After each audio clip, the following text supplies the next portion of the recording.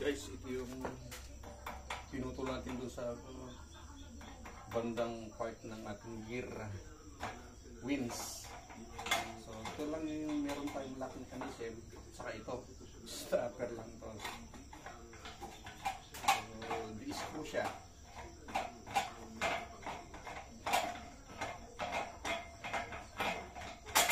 Yan. Ito panglagay natin sa wall ngayon para hindi magasgasan yung wall ng magiging customer nyo. Is lagyan natin ng aero tape.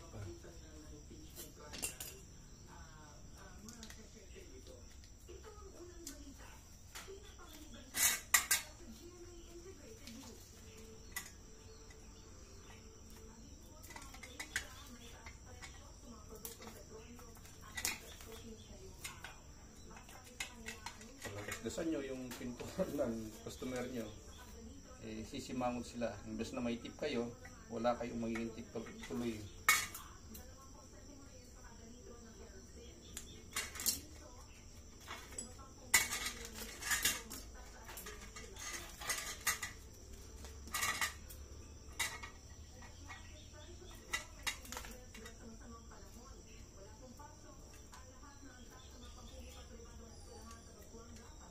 So, gawin ko, lagyan ko rin dito, magiging vice versa na siya. Vice versa. Like doon sa case ko, meron pang skirting from second floor to ground floor. So, vice versa to guys, double purpose. Pwede nga install pag ganyan. Pwede pag ganyan.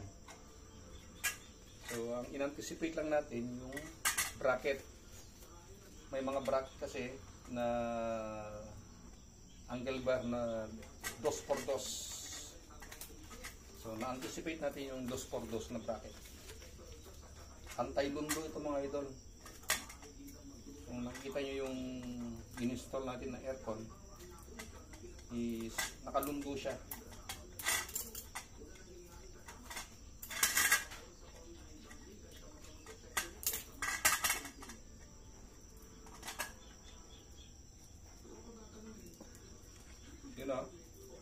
So, dalawa na yan. Primarily, ganito siya. Kapag may skirting, katulad nung sa bahay ko, ganyan nyo lang. So, ito ang tutukod sa wall. Ngayon, hindi na magagasgasan yung pintura ng wall. O, yan. So, ito lang yung meron tayo lock mechanism niya. Yan o. Binutasan ko lang dito. Hindi ko na ma-shoot. Yan. So, solve tayo dito. Naipaliwanag ko na. Ito naman, yan o, nakaspot lang kayo, corrugated bar lang ito, pinakalak niya. Usually, sa itaas natin lalagay ito. Yan, pag 5 HP ang install nyo, dito. Kung sa tingin nyo kulang, gawa lang kayo ng butas ulit. Okay, so dito install nyo yan, pag ganyan.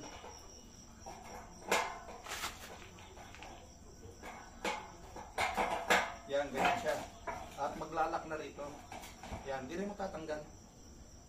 So, sa ngayon, hindi naman natin gagamitin. Ginanyan ko siya. Oh. Diba? And then, 1 HP.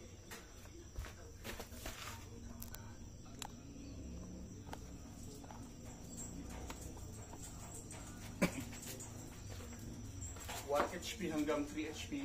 Dito tayo. Okay? So, tatas nyo lang, ilagay. And then, pagdating sa bracket na niya, G-clamp na lang ang gamit natin mga idol. Tinatamad na kung lagyan ng rail dito. Pwede ko naman tabasan dito, lagyan ng rail ng ganyan. Yan o. Para ang i-clip talaga natin yung bracket. Pero ito na lang.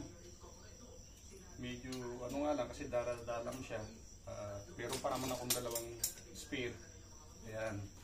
So ito ginanda mga idol pag addict tayo sa tools. O, di ba? Hindi natin alam. Hindi lang pang carpentry. Pwede rin pala sa air conditioning. Ito na yung panghigit natin. O, di ba? O, yung bracket.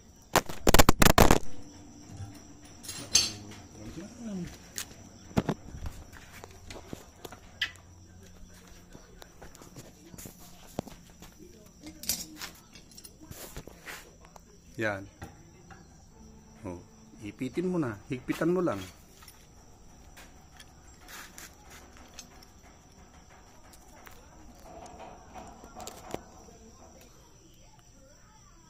So, ito yung magiging locking, ito yung magiging panglock natin sa bracket, mga idol. Ayan. G-clamp. Bahala kayo kung G. Sabagay, G nga siya. Kasi pag C-clamp, wala sana ito. Yan, G-clamp. So, ayan, mga idol. Yung ating DIY. Naipost na natin yung sukat nito. Oh, di ba? Hindi ko design to.